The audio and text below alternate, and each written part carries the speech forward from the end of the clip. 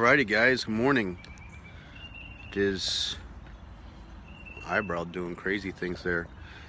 It is Wednesday the 26th, April 26th, and time for another morning devotion.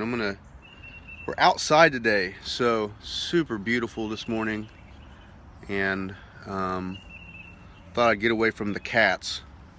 But we do have the birds, and they're singing, but that's okay. Hopefully it's not a distraction. And today we're going to be in Psalm 55, the first 8 verses.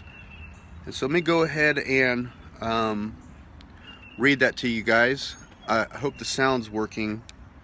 I've never done this outside, so I'm not sure what else it picks up. But let me go ahead and read it and just make a couple observations. It says, "Listen to my prayer, O God, and do not ignore my plea.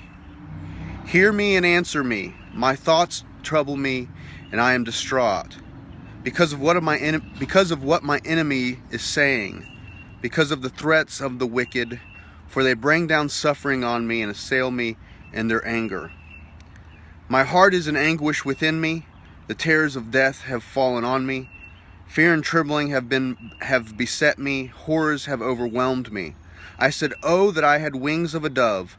I would fly away and be at rest. I would flee far away and stay in the desert, and I would hurry to my place of shelter, for from the tempest and storm." And so David is dealing with, once again, just the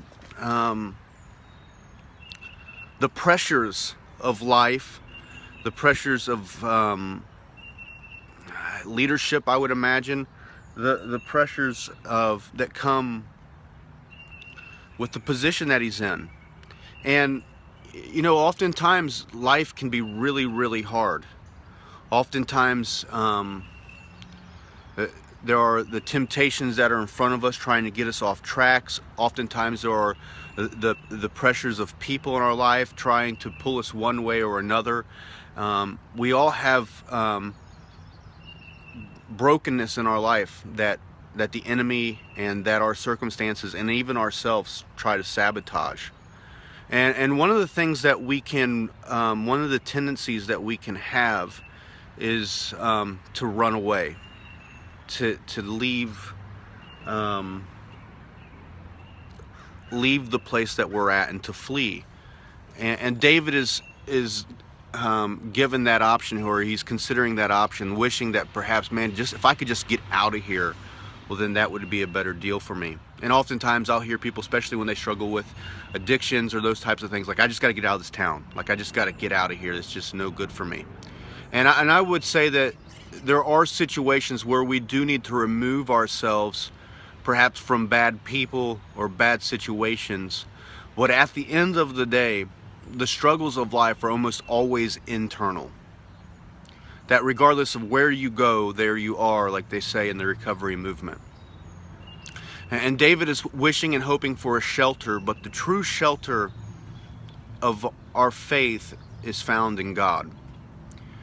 And that when we can learn to rest and abide and take shelter in Him, well, then we can have peace in the midst of the worst storms. One of my favorite Bible stories is the passage where Jesus is sleeping in the boat while there's a storm, and all of His disciples are freaking out, and He's asleep. And the reason why Jesus can rest in the storm is because He has internally the peace of heaven abiding within Him. And that He even gets up and He calms the storm. He allows the peace that He experiences internally to influence the external world around Him. And I think that David here, he's just being human. He's struggling with the pressures of life, and I would just simply submit that on this side of the cross, we can find shelter and peace in the Lord.